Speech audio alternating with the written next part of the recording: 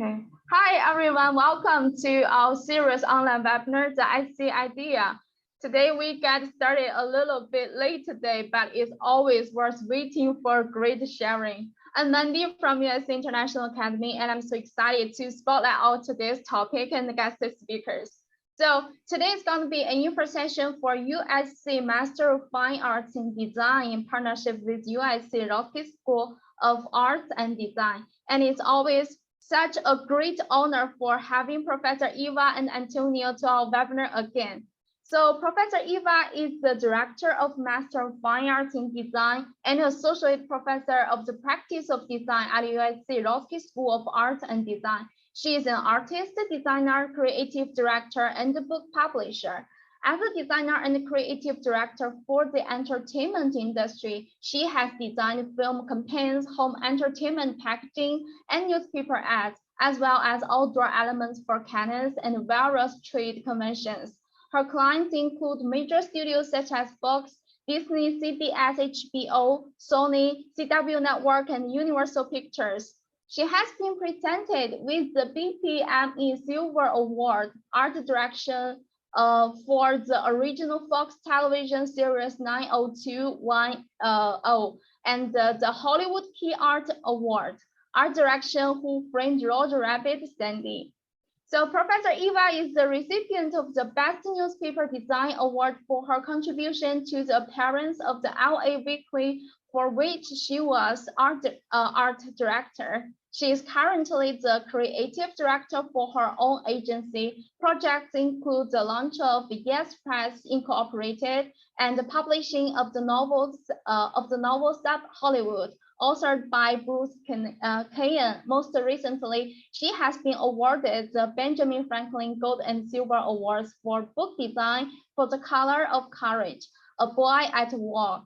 She oversees all advertising and design for Aquila Polonica Publishing, a World War II book publisher. In 2017, she published the book Darkness, an artist book based on personal narrative. It's so glad for Professor Ewa to our webinar today, and it's always such an honor for having Mr. Antonio, the Student Service Manager for USC Roski School of Arts and Design.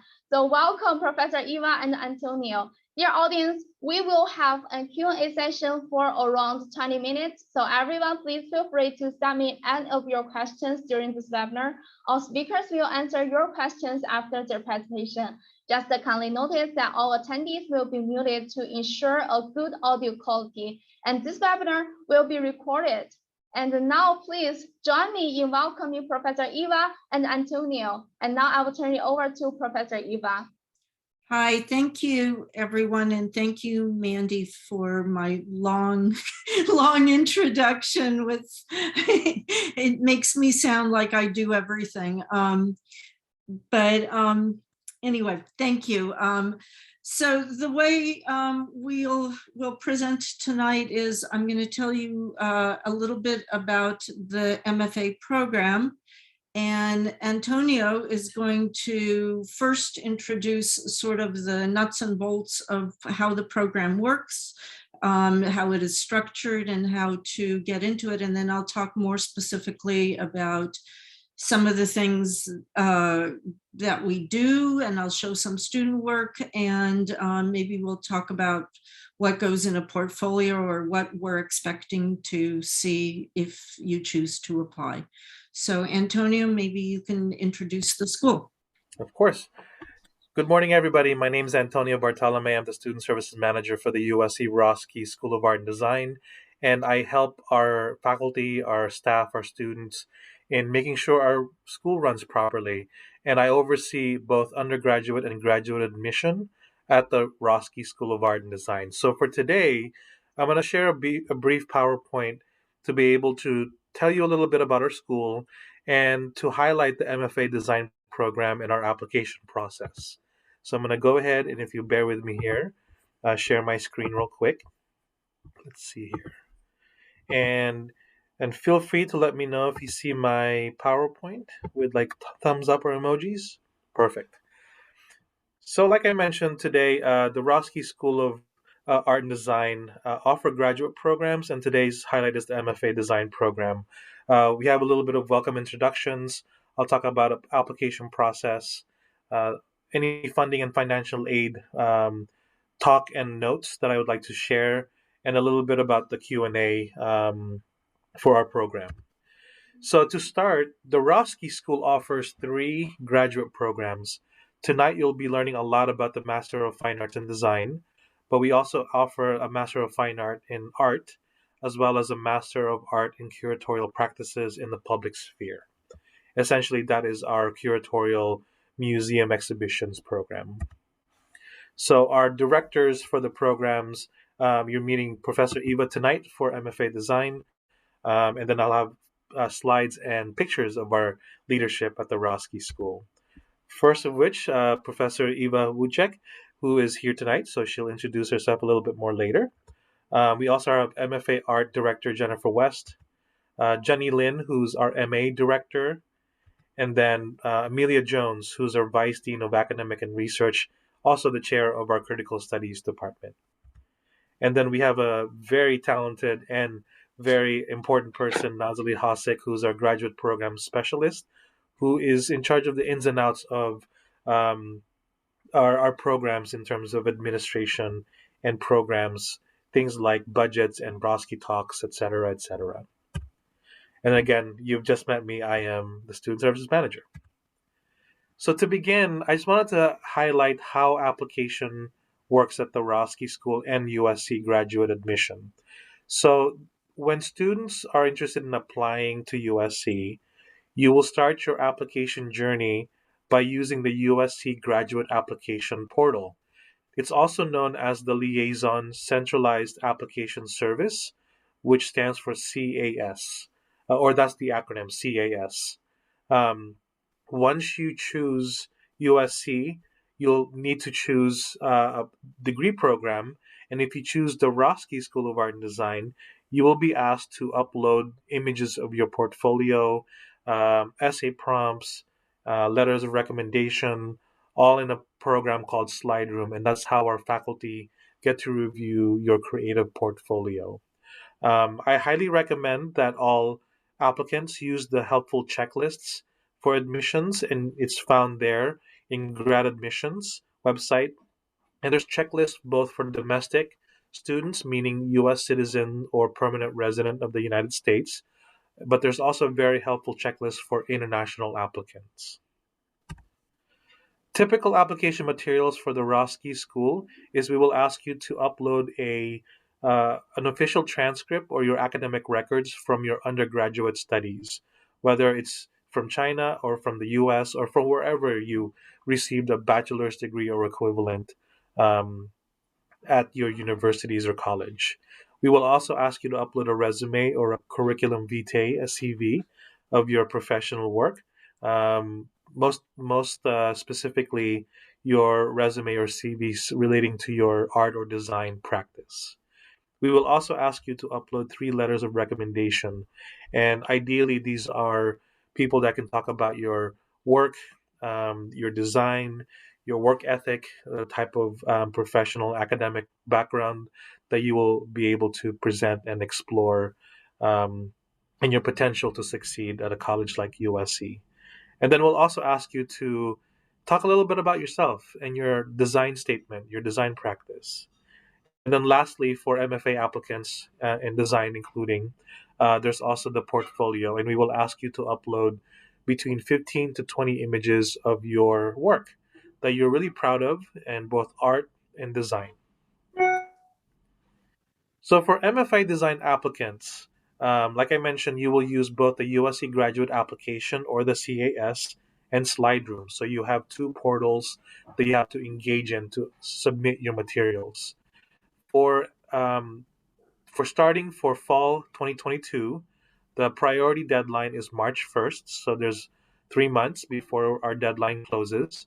But we will, and that's for priority consideration. So students who submit by that early deadline will have priority consideration. We will keep the application portal open through the end of May, May 31st, 2022, in space available basis. so that if we are still have room, we will still accept applications. And again, more information about the application process is on the Roski website listed here. For our international applicants, you are certainly able to apply directly to USC, and we will require that you submit English proficiency exam scores. And the three exam scores that we accept are TOEFL, IELTS, or PTE.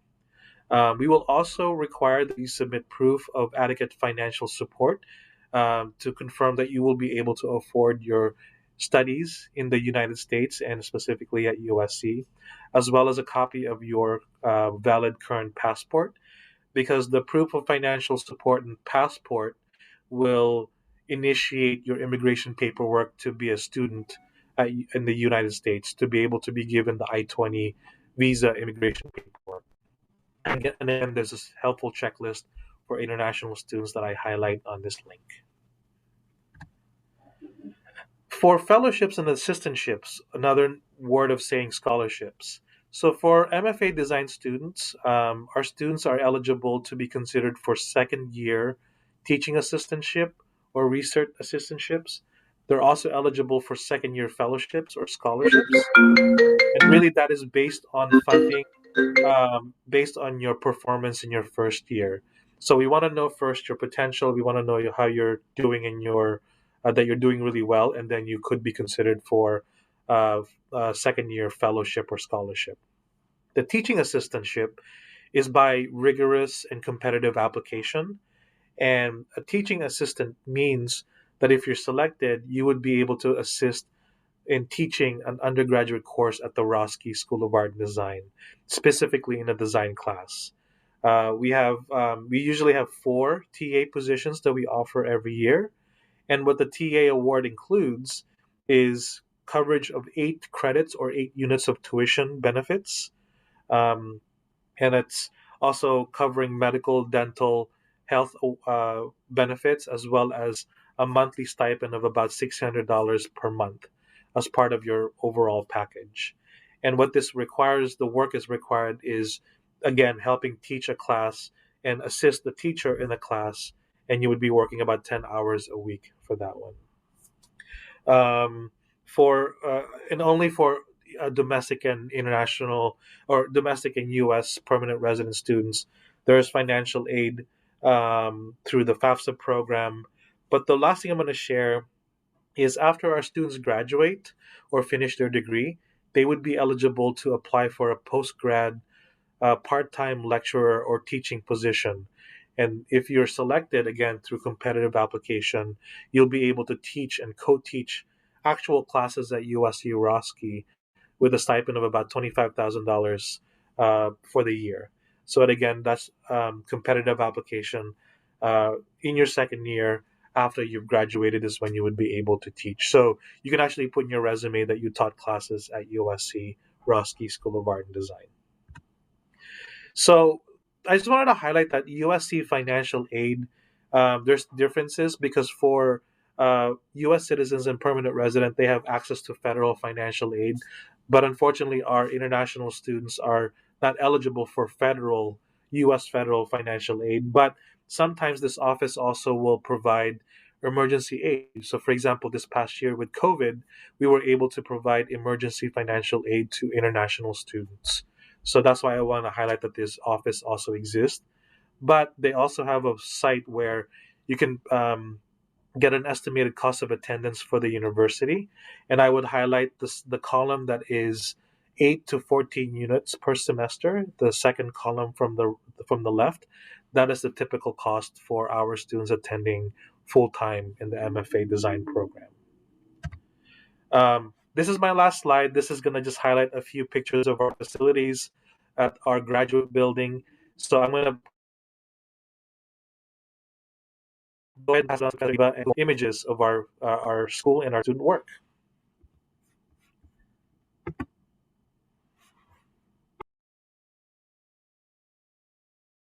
Sound. Thank you, Antonio. I had a dog bark and a telephone call while you were speaking, so I tuned out. Okay, so The program that I'm going to tell you about is located inside a giant university, which is located in an incredible city of Los Angeles. And one of the joys of being part of the USC program is being able to come to Los Angeles and see the art that's being made there and be surrounded by many of the design agencies that are in our neighborhood and right outside our front door. In the complex that we are, first of all, we're located in the downtown part of Los Angeles, which is the arts, known as the Arts District. There's a lot of design studios, galleries, restaurants. It's a walking section of downtown LA, so it's really, really vibrant. And you come into our space, and I'm going to share my screen at this point. Can you hear me and see this? Let's see. Are we okay? Yeah. Yeah. It looks great. Okay, cool. So what I'm sharing with you is going to show you some of the area and some of the student work, and we'll start there, and then I'll talk a little bit more about the specific classes and the kind of student we're looking for. So this is a catalog that we printed last year. We're a fairly new program. The design area is a fairly new program as an MFA degree program. The art MFA has been in existence for quite a while. So we've only graduated 2 classes so far. So this catalog represents the second class that we represented. And we just put this together quickly at the end of last semester so that we can show some of the students' great work, which we're really, really proud of. So first of all, we believe that art and design are really important, and they're making a huge difference in the world, and they're making a difference in every industry. And whether you're working in science, or you're working in engineering, or you're working in business, design and the design process, design thinking, design strategy, these are all things that have become really, really important. And the program that we have is multidisciplinary, so it applies to all of these industries.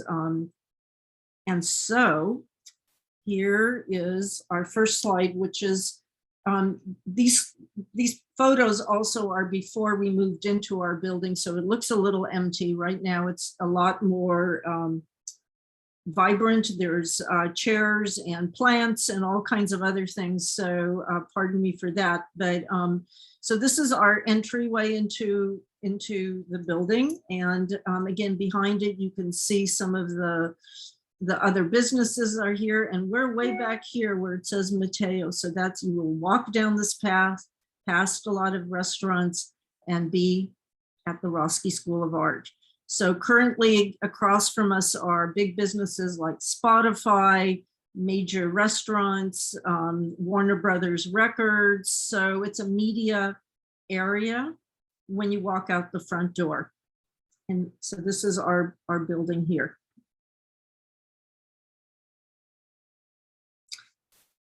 I should say that we're ranked #1 as one of the best colleges in design. So it's very, very popular with students. And that's really, really important. And we really work hard to achieve that.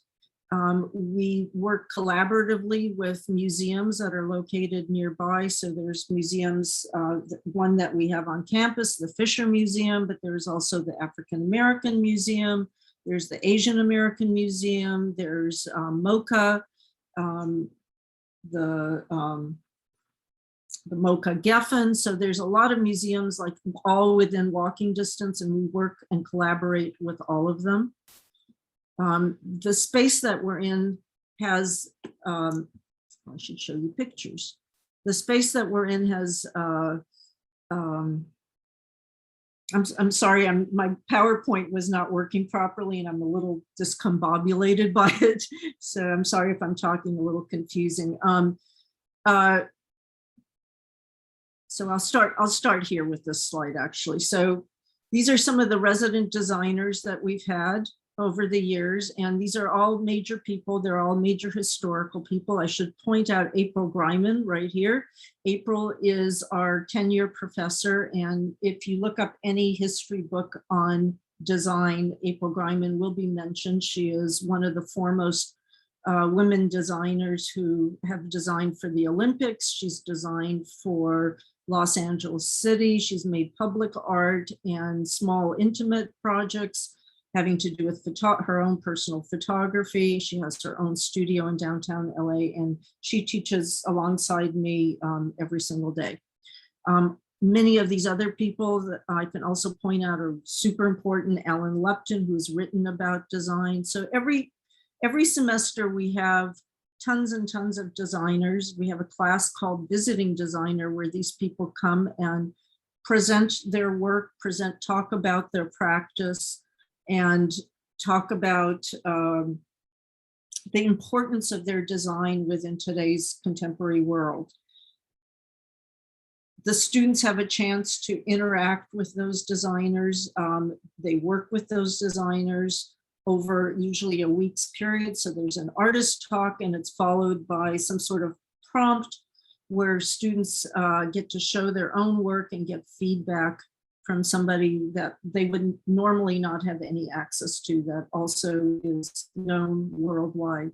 So this picture that you're seeing now is part of our larger working area. It's the one of the corners, and the tables you see, each one of these tables represents a studio space that is assigned to the student.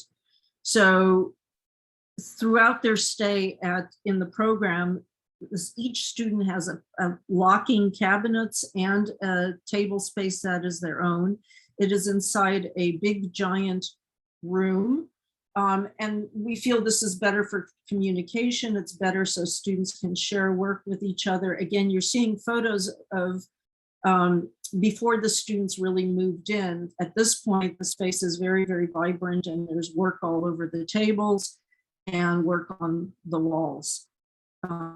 This is our conference room where we also hold classes. All of the rooms have TV screens, so we are able to project the student work as well as show video work or film or all kinds of things. And in this little corner right here, you see an old-fashioned loom, because not only do we have new technology, but we also acknowledge hands-on design. So we had a master weaver with us our first year who taught a class in how to weave, and we had students making rugs and all kinds of things. So it was really exciting to see that alongside 3D printers were real looms with people working on that.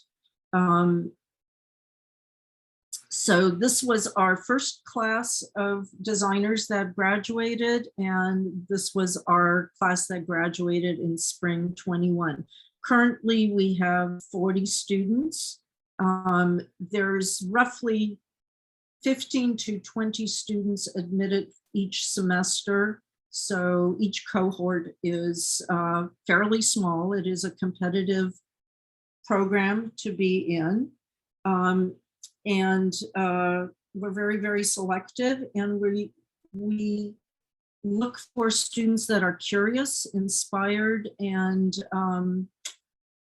can come from really any point of view, any interest, any media, whatever, anything from fine arts to very specific design, corporate design or otherwise. So this is our first student that has left us. This is Chiwei Chow, who went by Olivia, and she worked both traditionally and digitally, and actually she's extremely advanced digitally. So this first piece was a set of tools that she made by hand from very simple objects. So they're tools to use in the bath or with your hair, or to shave or to wash. And this was her, these are all pieces that represented some of the study they did. It is obviously not all of the study these students did. It's just what we chose for the catalogs. So this piece was, Olivia worked also in virtual reality. So during the pandemic, she was very limited in where she could go. And she was staying in downtown Los Angeles, living in a high rise, and was finding that the city was going completely silent and very not alive because of the pandemic. And so what she started doing was recording the sounds of birds or whatever traffic she heard. And she went to all of the parks in the downtown area. So these all represent the names of parks that are located within walking distance of her, the apartment that she lived in. And what she did was record all of the sounds and then let the sounds define an algorithm that created images of the park images that she took. So she created virtual spaces and then created soundtracks that mimicked the places she was in to show what different birds you could hear, or different horns from cars or people talking. And so this is a captured image from one of the videos of the VR where you walk through the landscape, and the landscape visually changes in relation to the sounds that you are hearing. So it's a complicated piece and it's super technical, and it was absolutely beautiful to look at. This is another student. This is Samantha Dewey, and this is very different work. Samantha was interested in plants. She was interested in fashion, and she was interested specifically in sustainable fashion and how to make a difference with her design skills. And what she started doing was studying native plants of the areas around Los Angeles. So she went out to the desert and found California plants and worked with a master dyer to dye materials using the natural plants. So these things you're seeing here are samples of material dyed with the plants that she found. And she did full books and studies of these. So this was very extensive study. And then what she went on to do after she identified which plants made certain colors, she created fashion from these. So she made dresses. She made dresses from her environment, basically. And all of these were using no chemicals, and they were all made, the materials are also made with all natural products. And then she had students model the clothes. So it was really, really interesting to see. This is Gina Marie Fulton, who is also one of our fellows, our current fellows. So she has actually joined our faculty this semester right after graduation. So she was an exceptional student who came from the East Coast. She was grew up in a very old house in an old classic neighborhood that was being gentrified and sort of absorbed by new developers. And she was very interested in video games. And what she did was create a video game based on herself. So this is Gina in kind of a retro look. And she recreated the entire map of her neighborhood and her house, her childhood house from memory. And you were able in the video game to walk through the neighborhood, navigate her feelings and see what she saw, and watch the neighborhood also change. So again, a very sophisticated interpretation of her younger years and her passion for gaming, in video game. This is So Young Lee, who was a UX UI designer. And what that means is user experience. And she created an app, which she called Hygge, which is I believe, a Danish word about enjoying life. And this particular piece was about figuring out that different colors reflected different emotions. And so she identified for her and what colors made her feel a certain way. And then she created a very sophisticated UX design based on how to achieve these feelings when you interact with people. So again, I'm showing, very specific kinds of images, not the final work in any of these things, but this was part of her process. This is Yan Liu, who was also very technically sophisticated, and these are glitch art. And glitch art is art created by coding, by computers by themselves. So it's the computer reacting to like hacking, basically. And so she inputs colors or she inputs patterns, and then the computer goes on to create artwork. So she created many really impressive large pieces. And this was also one of her earlier pieces before she started to do this. This is Yara. Yara is also an interesting student. Yara made a book over an existing book, and she was interested in what a book could be.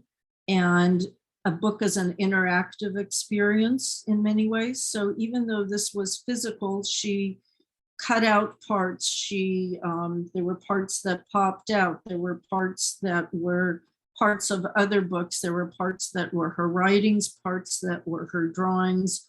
The book is about, I don't know, it was about 8 inches big. It's a big, thick thing, like 2 bricks thick. And every page was almost a diary of Yara's COVID life. So she would just draw and draw and draw and create stories within stories, and these would open up in different ways. So these are some more drawings by Yara, some of which appear in the book. This is she was a theater student, and she was interested in working in theater after she graduated. And so she did theater posters, theater lighting. She created, for her thesis, she created a virtual music festival with all of the branding and UX and tickets, and anyway, a very total experience using all different media to create that. And this is she doing the pandemic as a self-portrait, which was pretty much how she felt, I think. So this is some of the current students that are in the program right now. So you can see there's quite a few people listed here whose work you aren't going to see. I'm just going to scroll through some of this other. This is about architecture, the city being built onto itself. It's a folding piece, as you can see up here. And it shows the many layers of expansion of a city. So it shows the history below, depending how you turn it. This is Rong Wang, who was both an animator and a illustrator, and she did a lot of illustration. And this is a portrait of Rong during the pandemic. Excuse me for 1 second, I have to plug in my computer.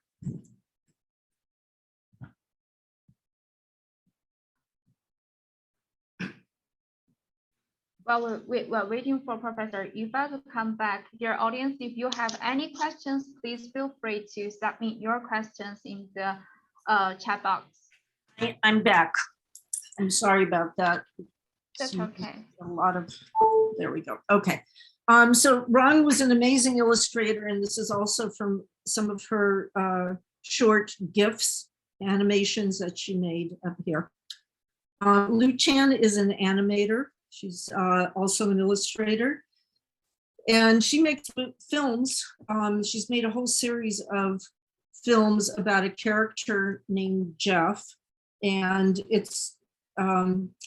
Jeff deals with moral issues about how to make life better and how to make the world a nicer place. And so she tells stories, and they're really charming and warm and beautiful stories about how very simple acts can make a better world. And they're really fun to watch.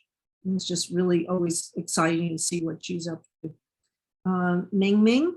Ming Ming, this particular piece is a pop-up book that was made to show how color works. It was a class assignment.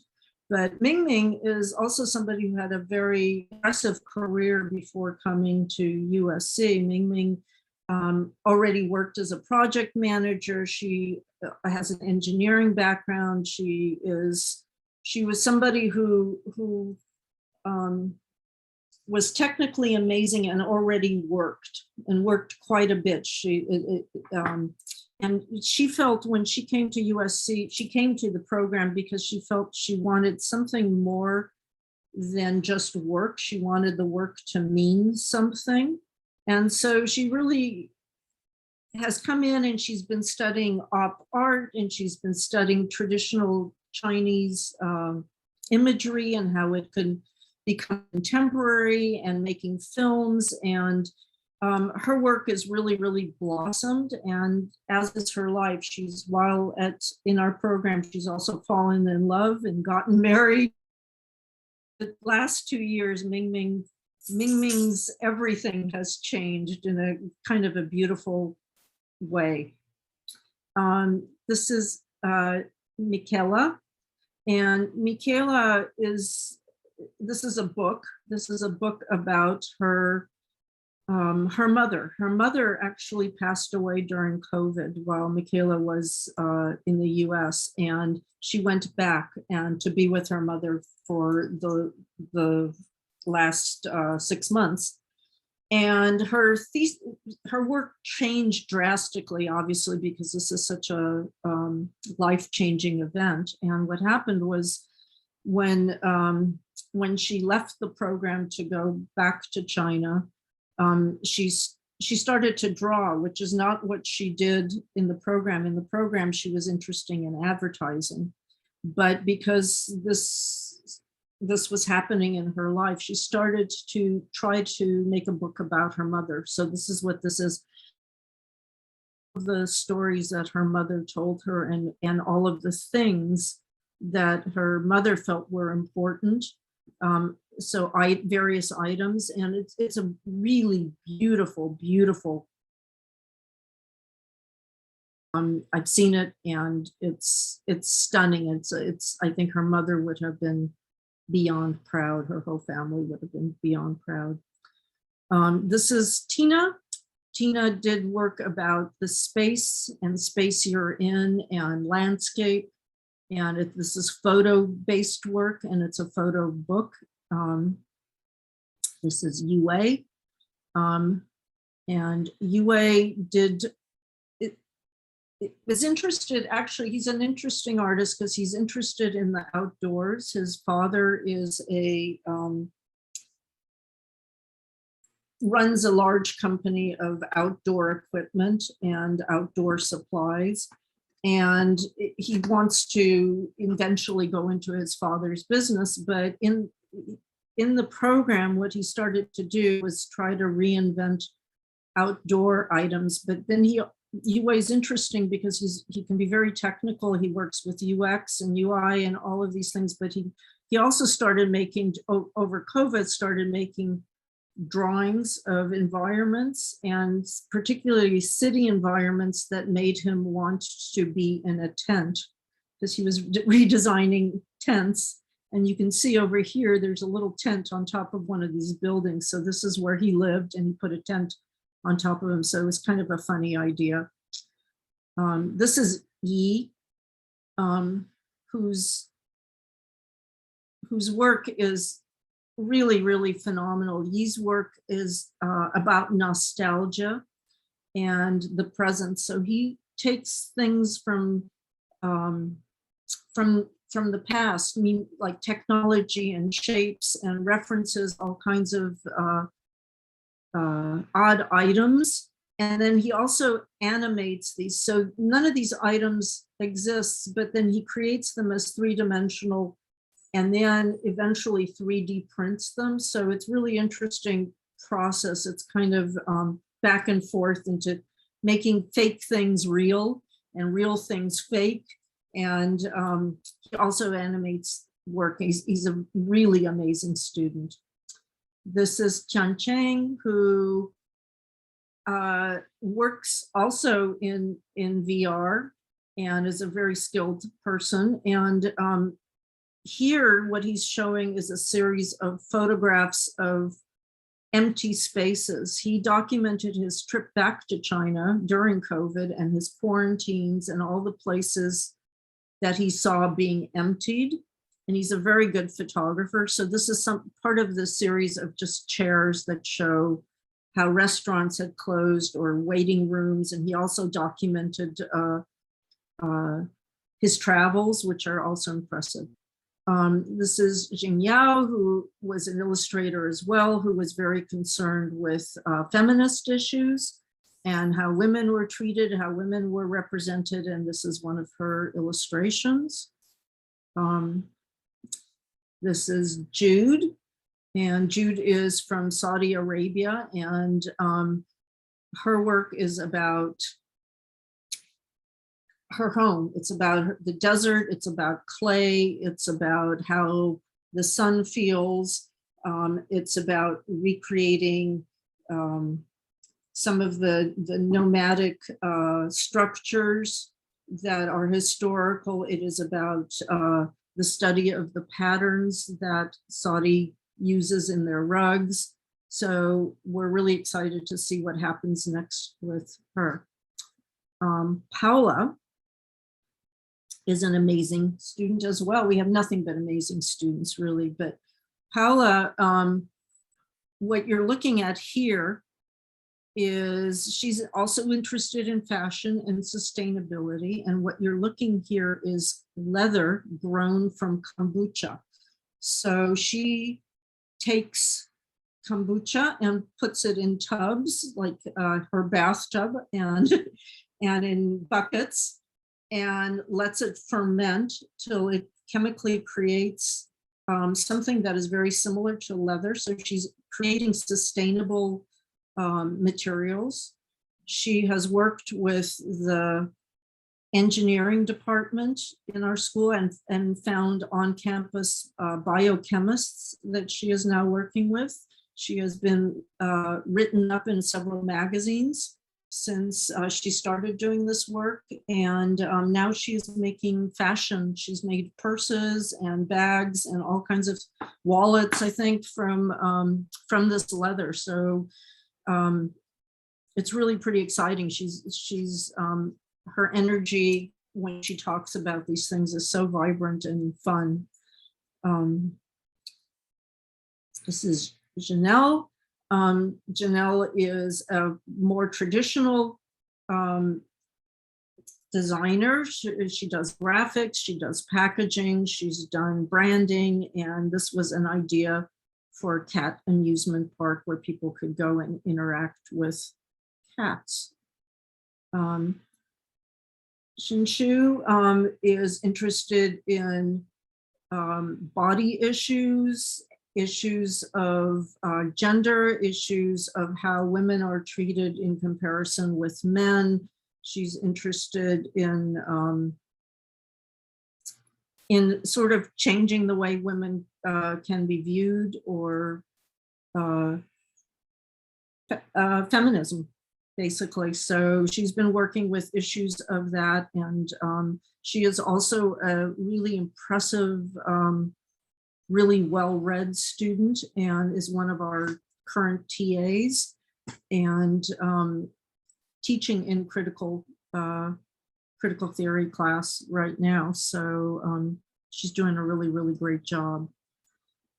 This is Jolyn. This piece was called, it was about getting to know herself. It's a film, and it's basically, in the film, she just touches parts of her face and parts of her shoulders, and it's put to music, and it's really, it's a difficult film to describe, but it's really kind of poetic and beautiful, and it's about getting to know herself, like discovering herself through touch, and it's actually beautiful.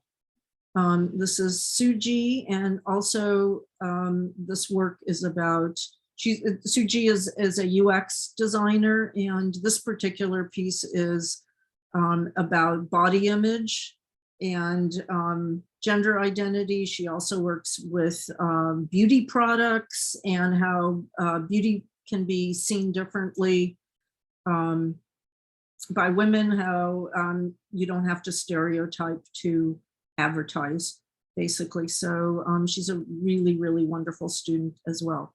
Wen Xiao is a gamer.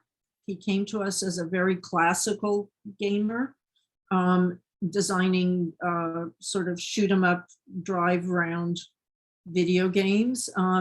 His skills have progressed incredibly. He's now working with VR, making interactive spaces. So this is from when he first started working with the idea of how you can go into a virtual space and write things down or make designs or make art with colors you choose, almost like from a crayon box, and leave it behind so that the next person coming into that same virtual space can also add to that artwork or interact with it or put it away or whatever. So it's sort of, the idea was about sharing stories, sharing secrets.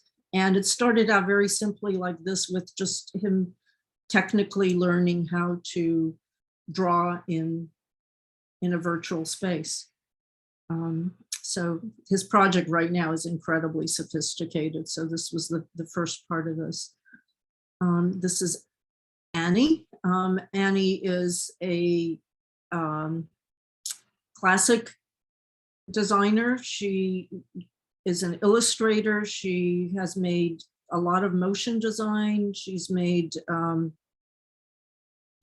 currently she's working on bento boxes that each contain her history and history of places she's been. They're really beautiful. And if we do this again next year, you'll all see that. This particular work is Wang Yi, who is a designer, but he is also a photographer, and he also works in entertainment and does series. He's done series of portraits of people. He's done series of portraits of buildings. And in the program, he does both. So he does both photography and very traditional design. So we were just showing a series that he did recently. This is Yana. Yana was a fine artist when she joined us. So this is actually sculptural work. And now she's working with animation, including and building her own sets. This is Yumi. Yumi is a hardcore UX designer, and this is a poster from one of her projects.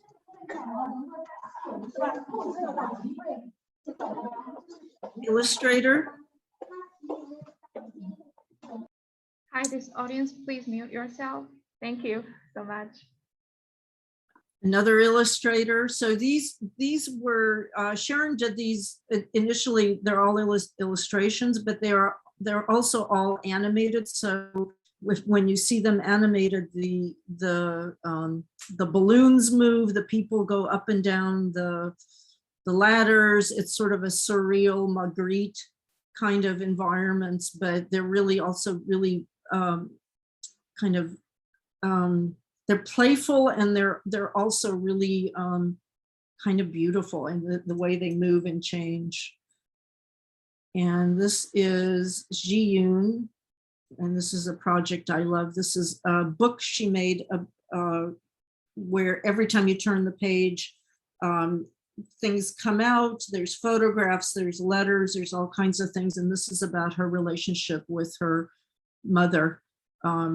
And actually many of her pieces are about relationships within her family or her mother or with her friends. So, and they're all really beautifully, elegantly made and very precious, and just really, really rich experiences that are fun to go through. This is Ilun. Ilun is, he makes films. He does virtual work. This particular piece at the top here is excerpts from a movie. It's a film where one person's movement leaves a mark and influences everybody else. So it's essentially a foot entering water, seen from many different angles, and the ripples that that leaves. And it's again a really beautiful, beautiful piece. This is Heiwei, who is a graphic designer who is new to us. Monica Zhang, who started out as a painter and right now is doing a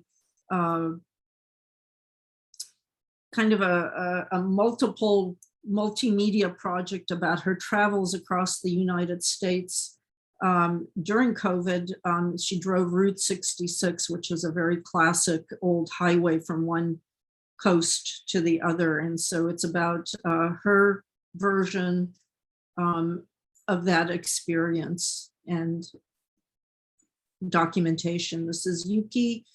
Her work, she's a filmmaker, she's an entertainment person who works with collage and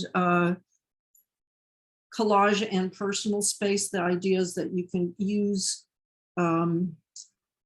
appropriated images to create your own personal stories. So this is, again, a coronavirus piece. This is her porch. And in this video, this was a still from a video, you could watch the flowers on her porch die and come back to life and the light change. And at the same time, the numbers of coronavirus deaths around the world would change. So it was a documentation of her existence in COVID and time and the world's existence collaged together. This is Man Yi, who is actually an advertising artist, very sophisticated one, but this is one of her really beautiful drawings. And Alan is, oops, sorry about that. Sorry, it's moving a little faster here for me. This is Alan Zimmerman, who is a collage artist as well, and he's more, I'm sorry about that, it's jumpy. Alan's work is really almost like comics, but they're comics using other people's imagery and putting together collages to kind of make you think, make you pause, make you stop and think. Jelly, who was interested in character development, character art, and animation, and she is doing also stories about her hometown and rice noodles. She draws a lot of rice noodles along with anime figures. And that's pretty much it. I'm going to come out of here and talk a little bit. This is our faculty that all design students have access to, and our staff. And I'm going to come out of here, and then we'll talk a little bit maybe about some of the specific classes and the requirements for the program. So as I said, what you can see, the students are all different kinds of interests, all different disciplines, different skill sets, different stories, different experiences. And that's really who we're looking for in the program. The perfect student is somebody that's curious, somebody that is open to learning something new, somebody that wants to think deeper about what the meaning of their work is, so that they, they're not just somebody's hands, but they can really develop and come up with concepts and ideas and critically examine not only their own work, but eventually the industries that they go to work in or whatever. So we're not a technical training institute. We're really not that. We're a university that has multiple schools that have different focuses, that all have different equipment. The cinema school, the engineering school, the theater department, you heard me mention, business school. So there are all these different schools within USC that the student has the ability to go take classes in, which would be their electives, and bring back the knowledge or whatever they learned, VR or like I mentioned, bioengineering or bioscience, right?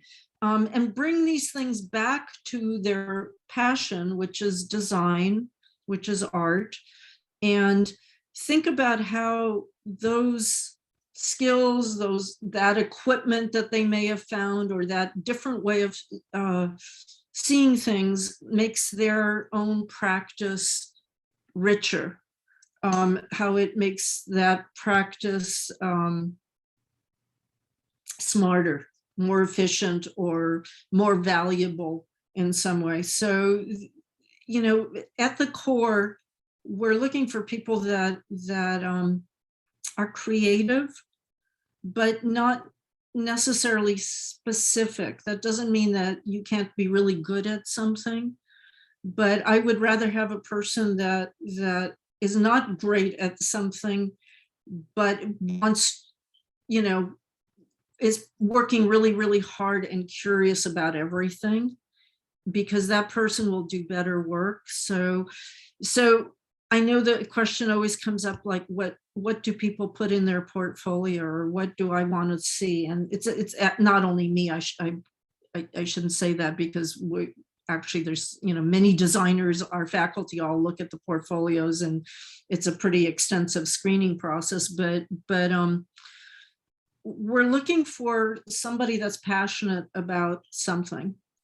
So you may not be a great designer, but you have some really interesting ideas, and you can write about it. You can express those ideas, and then you can show some work that you've done in the past that convinces us that you will make some great work with your brain and the skills you acquire.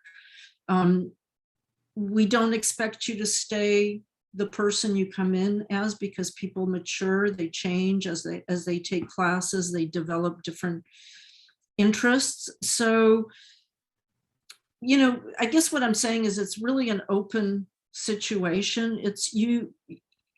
We're looking for somebody that's excited about joining us, excited about being in Los Angeles, excited about working with other people, and excited about the possibilities of design, more than getting a job, right? You will all get jobs. You don't need to go to grad school to get a job. The program is to really teach you how your ideas go anywhere in the world, how they transfer internationally and into every industry. So it's about thinking bigger about what design is and where it can go. So that's our ideal student. It's somebody that can express that in their statement of artist statement, design statement, and somebody that can show some work that will back that up, and is willing to work hard. So that's kind of the qualifications. It's competitive, obviously, but it creates an interesting conversation where students are all different and can work together to really change things. I think that's much better than if everybody learns the same skill or, sort of knows the same thing. One of the things I always think about is that technology will change. It will always change. And you have to be able to adapt to the times, and technology will always be ahead of you. There's always somebody better than you doing whatever in whatever program that you use. So really it's the thinking and understanding how to use all these tools that's really valuable, I think, to anyone. So let me tell you a little bit about the classes that we have, sort of quickly, and then maybe we'll open it up for questions. So I mentioned earlier that we have something called Visiting Designer, which is where designers come and present their work. And these are all incredible designers that present their work in a class that is required. So if you are admitted to this program, you will have roughly 7 or 8 speakers per semester that you get to see. And on top of that, there's a series that we have that's called Roski Talks, which is all 3 grad programs choosing some of the leading people in the industry that also come in. So there's 2 simultaneous series that run all the time. So it's never boring. There is also something that is called Designer in Residence, and it is essentially a similar idea, but it means that the designer that comes to visit stays for 3 weeks or 4 weeks and comes in regularly, and students have a chance to actually develop an idea over a little bit of time and talk about their thesis. The thesis is a 2.5-year program, and it is about developing it is about being able to write about your work, and it is about creating work. So you create visual work, which is about 2/3 of your presentation, right? So you're responsible for making work while at Roski, your own work. So not only motivated by classes, but, again, your vision of what you want to make. And then the thesis paper, which is turned into the university, which is the explanation and research that you did to create your work. So it's the documentation of that process. So this is what every student in the master's program is doing, whether they're in fine arts or design. They're creating this body of work and documentation for it. And all of the classes that you take within Roski are designed to help you strengthen that process and strengthen your point of view. So these designers that visit, these residents that visit, are all people that give you hints as to how to research or how to make that work richer or better or expand it. So you will be ready when graduation comes. We also have individual studies, which is, again, more of a mentoring situation where students meet with professors one-on-one to talk about their development within this program. We have 2 theory classes, which one is design theory, which is learning the history of the design, right? And contemporary issues in design, which is really looking at the industry of design, looking at what designers around the world are doing, and what some of the conversations and topics are. For example, things like sustainability or virtual future, or nostalgia, what is that, or social media, or how do these things interplay with design. So these are conversations and readings about these things, and again, the idea is to bring it back to your work somehow. We have elective classes that you can take with anywhere within Roski. So if you want, at any time, you can take us, I don't know, ceramics or painting or sculpture, or more traditional class, or you can again take a different kind of theory or professional development or something of that nature. You have 2 classes which I think are really important. One is collab. Collab means collaboration, and it is one of our signature classes. It means that there are many outside entities, meaning businesses, studios, places that want to work with USC students, and they bring in a challenge, and the students work directly with that company or that person to solve that challenge. Some of the examples of that kind of work were, last year we worked with a series done by the city, by Mayor Garcetti, who is our mayor of Los Angeles, and with his head architect, Christopher Hawthorne, who runs a panel discussion, and that particular discussion was on native lands and what it means to live on native land, and land acknowledgement, meaning understanding the history of the place that you're from. And we worked with indigenous tribes that were here way before Los Angeles was built, and created artwork that acknowledged that. And it was really, really interesting because we have a highly international program, and then working with international students to talk about the history of Los Angeles, and then bringing in indigenous people directly to speak to the class was actually amazing, because it's a story that I think everybody shares in every country, where, we're living here now, but other people and other civilizations lived here before us, and they have histories and stories as well. So it was a really dynamic, great class.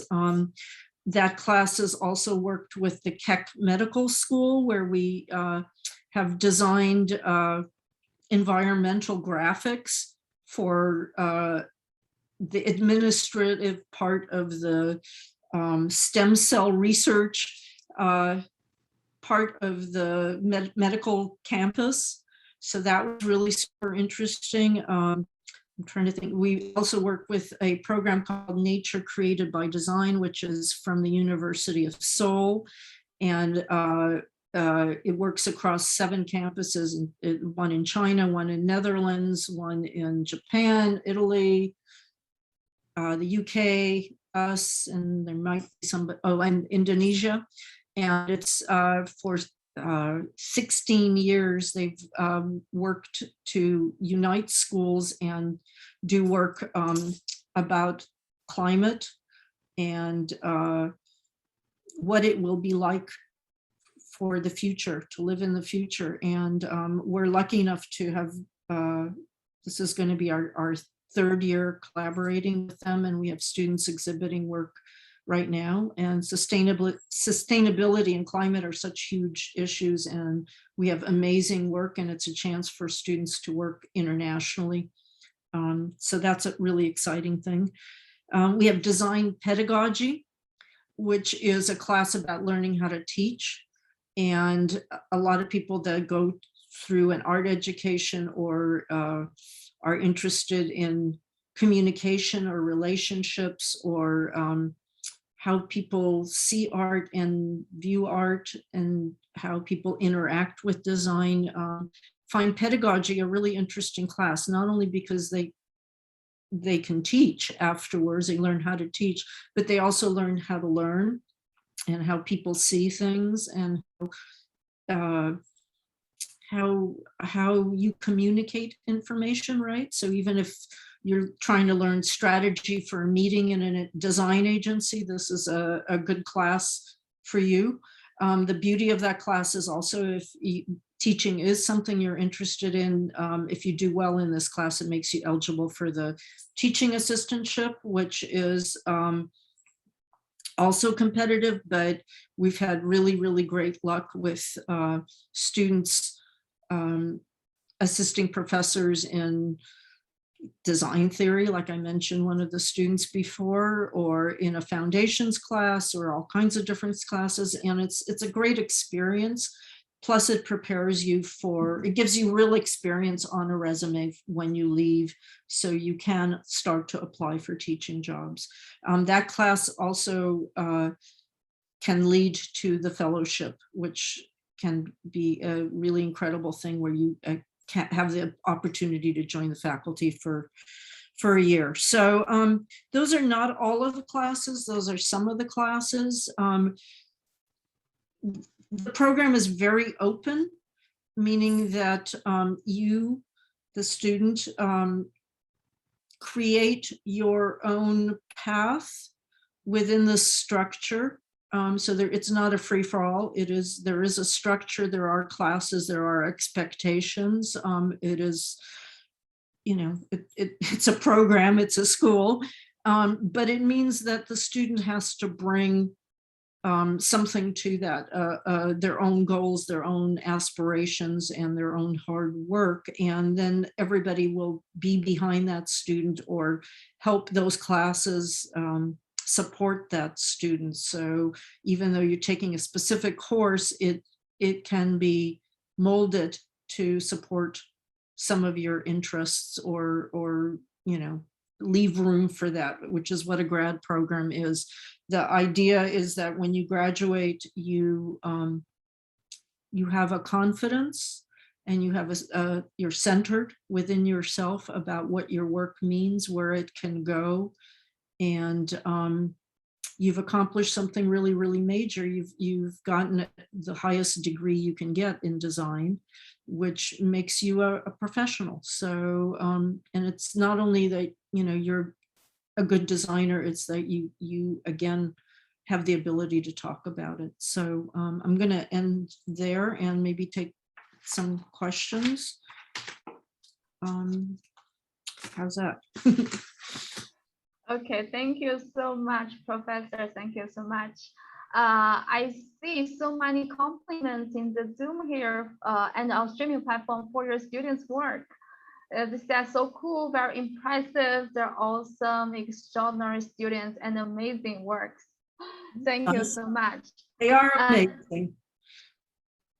Yeah, they're perfect. And dear audience, if you also want to make so many wonderful works, please feel free to submit your application to the MFA design program. Thank you so much, Professor Ewa and Antonio, for another great presentation and sharing with us the fantastic art from your students. Let's see what questions we got here. So the first one here in Zoom is from Sean. Thank you so much, Professor, for sharing the work. So lucky to learn so much from your introduction of the works. And I can tell that you are quite familiar with each student. So impressive. Do you suggest to have a subject or a concept can be shown from the portfolio that I submit? That is a possibility. I know that it is difficult for students because the job of undergrad is to give you kind of a sample of everything so that you hopefully by the time you graduate develop a point of view. But I know that often work that you've done doesn't really reflect your own point of view. It reflects assignments in undergrad. So if you have some experience already, then yes, I would say show a point of view if you have one. If not, show what you feel is the work you actually care about, as opposed to what somebody else might have told you was good. I like to know, where a person leans in a portfolio. So that could be a concept that could be a direction. It doesn't have to be the whole portfolio. I know that is really difficult if you're coming straight from an undergrad program. So maybe that's something you can write about. But I think it's always a good idea to, to show work that is not necessarily assignment driven. It's something you did for yourself. So I think it's important to show at least one or two of those projects that show where your heart or your interests really are, if that helps. Thank you so much for this so valuable piece of advice. Thank you so much. The next question is from Zhu Kexin. It's very hard to make our own work, like our original from ourselves. My question is how to avoid copying others. We might have similar themes or ways of thinking sometimes as students. Thank you so much, Professor. I'm not sure I understood that question. I mean, it's just, I think you just have to look, it's sort of what I was saying, I think. It's just, you really have to look deep inside yourself and make, if it's, I mean, think about whether your work is about, do you want it to go into a particular industry, right? Is that it? And maybe you can show how you would interpret that industry, or you can think about, what, if, for example, you can make a small book, you can make a poster, you can, as a designer, I know it is difficult to bring yourself into your work sometimes because you're always thinking about the client. But I would say do something that brings yourself into it. You can use the format of designs. So the poster, a brochure, a book, a little movie, a little GIF, or whatever it is, but make it about something you care about. Show me that you care about toys, or you care about fashion, or you care about how people feel, or you care about relationships, or you care about media, or you care about, I don't know, your dog, whatever it is, but in a real way, right? Using your level to interpret that. So I hope that answers it. I'd like to add too that if the question was how do you avoid plagiarizing or unintentionally copying another source potentially, I would say that when you upload images in Slideroom, there is actually a media box where you can explain your inspirations, where maybe you are drawing from the work you're creating, because as artists and designers, you're still trying to find your own way of expressing the kind of ideas you're trying to communicate. So if you are an artist or designer that is really inspired by another artist or designer, I think it's more than fair to be able to share that in your description of your work. Yeah. Paying dues to people who actually created pieces before you is important. That's the hallmark of our research institution, is to make sure that we are referencing sources and not, taking credit for other people's work. But of course, like as Kexin says, it's difficult to just, come up with your own original idea without having to draw from other people's idea. But if you are inspired by somebody else, I think it would be good to include that in your description. Yeah, I would also add something else to that. In design and in art, we all use the same sources. We live in a similar world. We look at the same media. We're doing, we wear similar clothes. I mean, it's nothing is 1,000% original. Everything sources from something else. But I think, like Antonio says, and like all good DJs, right? They represent. So it's okay to pull from other things, be influenced by other things. But in our program, we are a research university, and we take information and research very seriously, right? And so we acknowledge where our ideas come from. So write about it in your descriptions, whatever. It's, my part of my background is working in entertainment, where there are many designers using photos of celebrities and collaging them together to make different images. It's made by teams of people, it's made by groups of people. It goes through so many approvals and disapprovals and changes. And in the end, maybe a poster is made or a film is made or something is made. And who does it really belong to? Can one person really take the credit? Not really. I mean, design is it's a collaborative way of working. I mean, that's part of it. I mean, designers very rarely work all by themselves. They work with clients, they work in agencies, they work with other designers, they change things, they improve things. So nothing is that super original. Things are developed over a period of time. What I'm asking for in the portfolio is just what you care about, a point of view, and how you think about what you're doing. It's not, that your image has to be unlike anybody's image in the whole world. I'm interested in how you arrived at that image and what was your reasoning for making that image. Thank you so much, Professor. So next question is about application. So from Ren Xiaopan, can students with a background in landscape architecture or environmental design apply for the MFA design program? Yes. Yes. We've had a couple of architects within our program. I mean, it's not, it's not an MFA in architecture, but yes, we're interested in you bringing whatever you're interested in and good at, and then putting it into our blender. That's great. Thank you so much. The next question is from Xuer. Hi, Professor. Could you please share more information about the career supporting of Roski School of Art and Design? Yeah, I'll answer that really briefly, and then Antonia will give you the real answer. Basically, USC degree, Roski degree is a valuable degree within a very large network.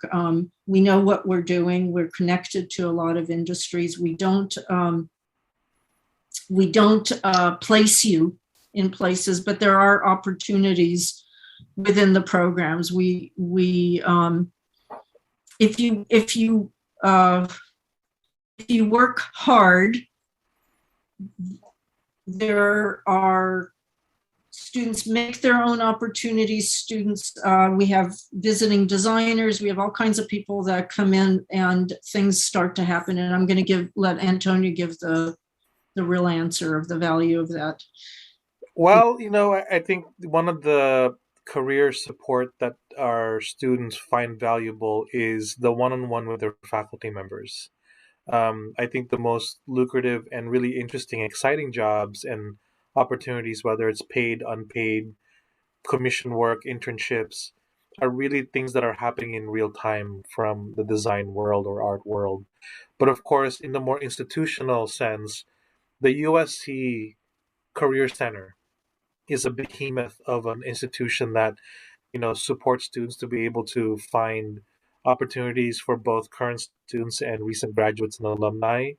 The Roski School also has a database of internship or career opportunities that we maintain on our website, that you have to be a Roski student in order to get the access to the database. So these are industries inside and outside of USC that are looking to hire Roski students for either a paid or unpaid internship or an actual job or a gig. And of course, if you're going to be attending USC as an international student, the focus of your student visa is to be a student. But there are ways for us and means for us to be able to allow you to incorporate professional practice as was part of your experience at USC. Um, the other thing that I would say is the students themselves network with each other and actually find ways to be able to share job and internship opportunities with each other. And the fact that the USC alumni network is worldwide. I don't know if most of you probably already know that there is a Beijing and Shanghai office of USC that works really closely with students in China that are very active in making sure that our students are supported.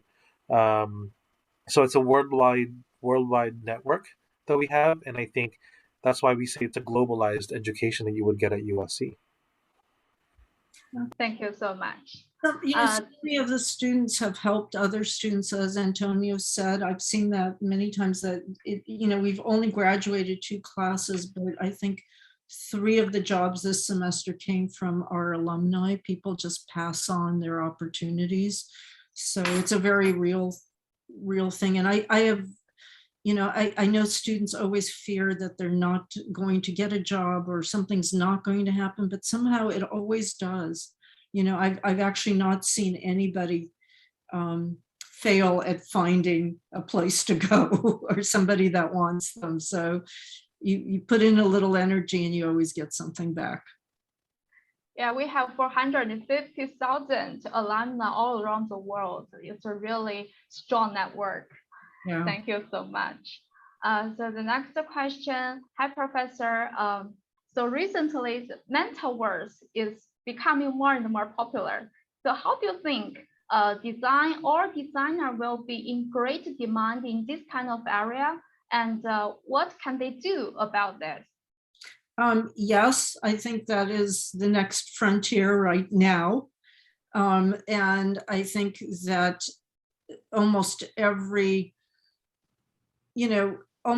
student at some point in our program has explored going into the metaverse or learning how to work in that. But again, I think technology is obviously important, and it's going to be more and more important in our world as we get more connected. We're not going to become less connected, right? And a search for different ways of experiencing our reality or our imaginations, or bringing other people into our fantasies, right? The entertainment industry's been doing that for a really long time in films, and now we're trying to find ways to create those experiences for everybody, not in a movie theater, but really in their own personal environments or in shared environments of some sort. So I do think it's going to be a big thing. And I don't think it will be the only thing. I think with every new technology, there's always a reaction. It's just like when, now there's a popularity of people listening to old records or looking at making black and white photographs with real cameras instead of digital. So I think for every technology that moves us forward, there's also a whole bunch of artists and designers that find a way to disrupt that or explore it in a different way. So I think both are important. It's really understanding popular culture and where it's going. So, and as to how to get there, like I said, every designer within our program has done that. In our specific case, the cinema school has a lot of that available, and those are electives that you can take and equipment that you can visit within the cinema school.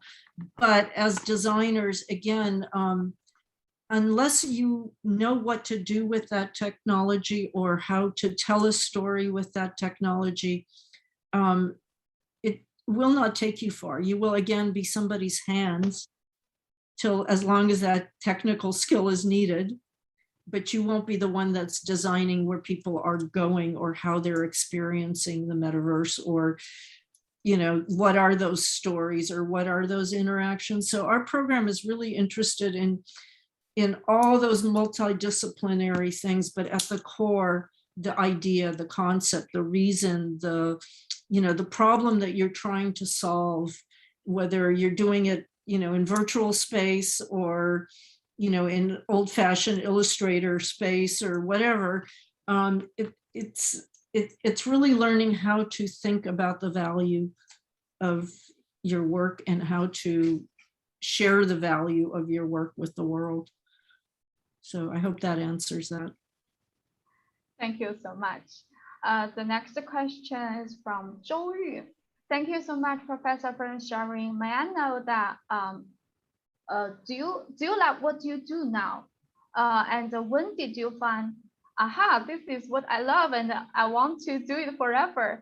Any suggestions or strategies to explore what is your real passion?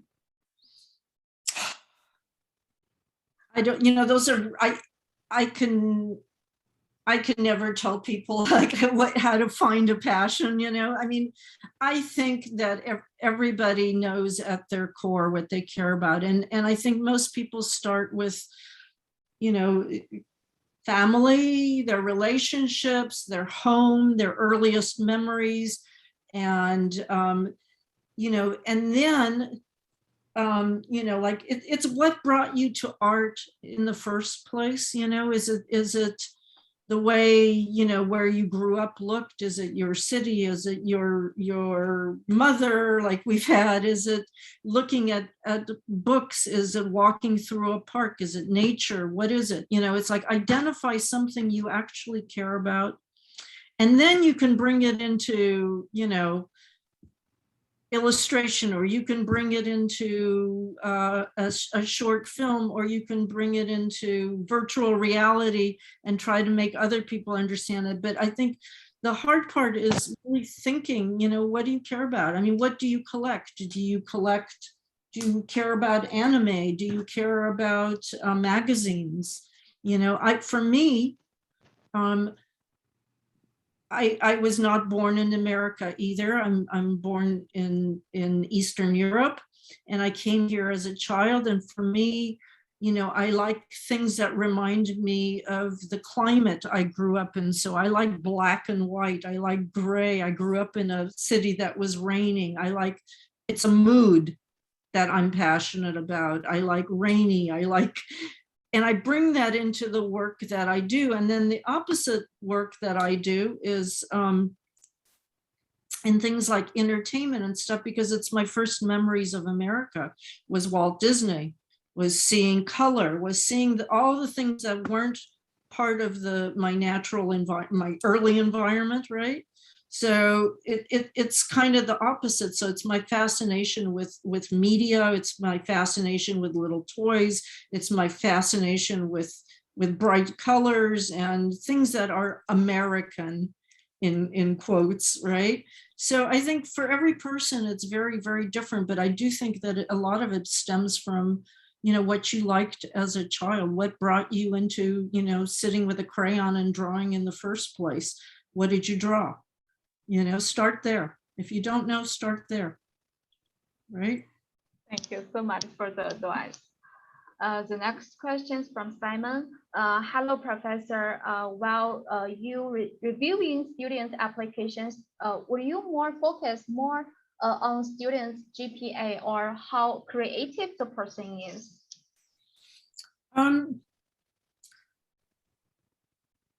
I'm going to let Antonio take that because that's really a school question.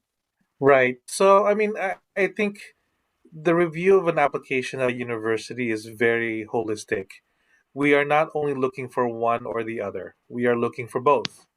USC is a very competitive school, so we are looking for academically competitive applicants. We are also looking for very talented applicants, and luckily, we have the blessings of finding applicants who are both academically and gifted and talented artistically in art and design. Um, but what I would say is if you think USC and the Roski School is a place you would like to be part of, apply. Let us see what you're bringing to the table. And you never know. We have students who are very critical about their academic performance, but that's not the only thing that we're looking for. With that said, as an MFA design program, as a graduate program, we do have a very rigorous writing requirement. We have a thesis manuscript requirement in the end of the second year where students are not only creating work and projects, but we actually challenge our students to be able to communicate and explain the work that they've created in a thesis manuscript. So That's why I would say that if you feel like your academics is not as up to par, then really think about the kind of work that you're hoping to do in university level, because you're not just going to be in a design studio making work. You're actually going to have to communicate in both vocal, oral, as well as in writing, the work that you're hoping to do while at university and after you've left university. Thank you so much, Antonio. Thank you so much. And we got several questions in the streaming platform, like this one. Hi, Professor. Is there a different focus between the art STEM program at the cinematic school and the MFA design program at the Roski school? Yes. They're two different schools with two different focus. We're interested in creating designers, and the designers can wind up working in cinema and entertainment and television, or in all kinds of places. So that is certainly a possibility, but we're teaching design strategy, design thinking, design problem solving, you know, again, using our tools. We have a maker space, we have cameras, we have 3D printers, we have laser cutters, we have all kinds of other stuff. The cinema school is really interested in people that are going to work in industry as either filmmakers or administrators or production folks within those fields. So it's different, but again, as a MFA student, you have access to taste or learn some of the skills that other people use as well. Thank you so much, Professor. So the next question is, hi, Professor, I really like your accessories. They look so beautiful. So does the program offer resources in jewelry design? Can I get admitted if I don't have any work experience in big company? Yes, we are not hiring somebody like a job. So working at a big company does not actually transfer into an MFA program. So, you know, it's nice to see the experiences people have had, but you are applying for a program that is self-driven and, again, really about your passion. As to specifically jewelry, we're not an art school in the traditional sense that we teach jewelry making and things like that, but we do have a wood shop, we have 3D printers, we have some equipment, but not specifically a jewelry department. Thank you so much. The next question, this audience is really interested in your experience. Hi, Professor Ewa, how to be a good art director for a magazine? I don't know, I'm still learning. I've been in, my background is in publishing and entertainment and journalism. And I've worked at the corporate levels of some of these places and studios. And then in publishing, I've done a lot of underground publishing or zines or, you know, really kind of low, I wouldn't say low level, but I would say handmade, non-funded kind of projects. So I've done a real range of stuff. I think the best way to be a good art director is to learn every step of how something is made by trying it. So, you know, I would honestly say I'm not the best designer, but I'm a damn good art director. But I know that because I've worked as a designer many places, but my strength is in ideas. My strength, sorry, my dog, my strength is in coming up with ideas. My strength is in concept. My strength is in working with a lot of other people. And I think what makes me a good teacher is that I know how to listen to people and how to help ideas develop. And I think that that's what an art director or a school director or somebody else does. I think it's learning, looking at everybody's ideas and figuring out what I can add to it or how I can combine people to make something stronger. So I think that's a good art director. Thank you so much for the answer. The next question is, hi, Professor. I am a graphic designer. And at the same time, I want to explore more about short videos, because more and more companies are using short video platform to do the promotion. So how do you advise, what is the requirement to make a success promoting video or poster? Can you please share some of your key points? So I think it's really important to learn motion. I think designers that understand motion are important, because a lot of traditional work tends to be more static. We're in a society that's using more and more imagery, both online and all kinds of media. So I think it's important to be able to tell stories, to use the technology in interesting ways. That being said, I think it's also important to think about those mediums and how to create content form that isn't just same. And again, I think that's why the program is a good program, because we look at too many things, I think, all the time. There's too many things moving around us and too many images and too many things we're swiping and doing that. And I don't think we're really engaging with a lot of these things anymore.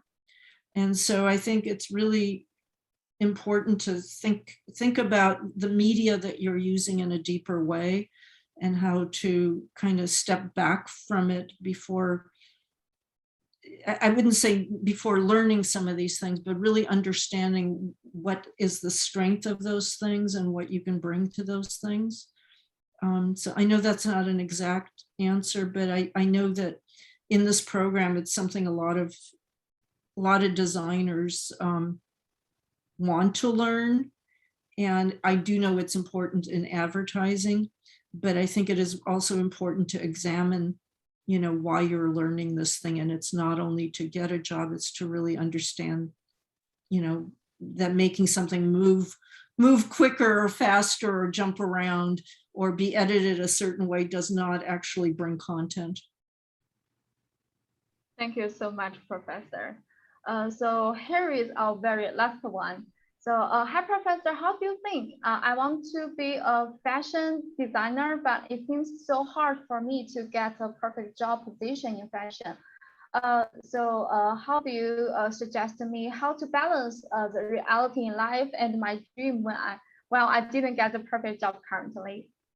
Nobody gets the perfect job. You make the perfect job. It's just, your first few jobs are always experiences. Some can be wonderful, some can be less than wonderful. Sometimes you find out what you never want to do again. And that's the growth of any designer or any artist, is the idea of this perfect job or this perfect moment that you're going to create. By the time you get there, it always changes, or something different, or there's always something else. And I think, again, it's really learning to think in a bigger way about what we do. It's thinking about your work and what you can offer to a place, and also what they can offer you. And when that relationship, when you've exhausted that relationship, you go to the next place, and when you exhausted that, you go to the next place. And at some point you figure out that you might not need some of those people, and you can actually get there on your own or create your own business. So you're not always waiting for somebody to give something to you. I think that's, it's a problem with students in general, is that you wait for somebody to deliver some magic seed that will then transform you into some other perfect world that you imagine. And you know, that's life, is just gathering all that information, gathering all that experiencing, and then trying different things, and then, you know, going with it. So as far as fashion, I would say that we don't teach fashion, but again, we have people in our program that are fashion designers who are thinking about what it means to wear clothing. What will it mean to wear clothing in the future? What will it mean? Will clothing be able to read your mood when you pass people? Is there a way to reflect, you know, something deeper with clothing, right? Sustainability in marketing. All of these issues are things we talk about within our program. The perfect job you will make for yourself. When the time is right, you will know that what it is, and you will know where to take it. You know, nobody's going to grant you thousands and thousands of dollars now. Maybe later in life, but not right now. Can't agree more. Thank you so Yeah. much, Professor. Thank you so much for another wonderful webinar today. Really appreciate for your time and your presentation. So as last time before the end of today, so Professor and Mr. Antonio, do you mind to give some advice or any words for our today's audience? Antonio. Oh gosh, I would say be genuine. Show us who you are and what you want to bring to the program and what you want to get out of the program. Do not tell us what we want to hear. Don't tell us what we want to see, or don't show us what we want to see. Be who you are, and then let us decide, Yeah. or we'll see if it matches what we're looking for. Yeah, it's authenticity. You know, it counts for a lot. And again, it's if you're a sincere, authentic person, think about that's, you know, again, I think I started by saying curious, right? It's somebody that's open to ideas. If you're really very, very specific, this may not be the program for you. You know, it's a program where people change, people grow with it, people develop ideas. But you have to have some sense of what you want from that program when you come in. Thank you so much. Thank you so much. And thank you everybody in the Zoom and the streaming platform. Thank you for joining us.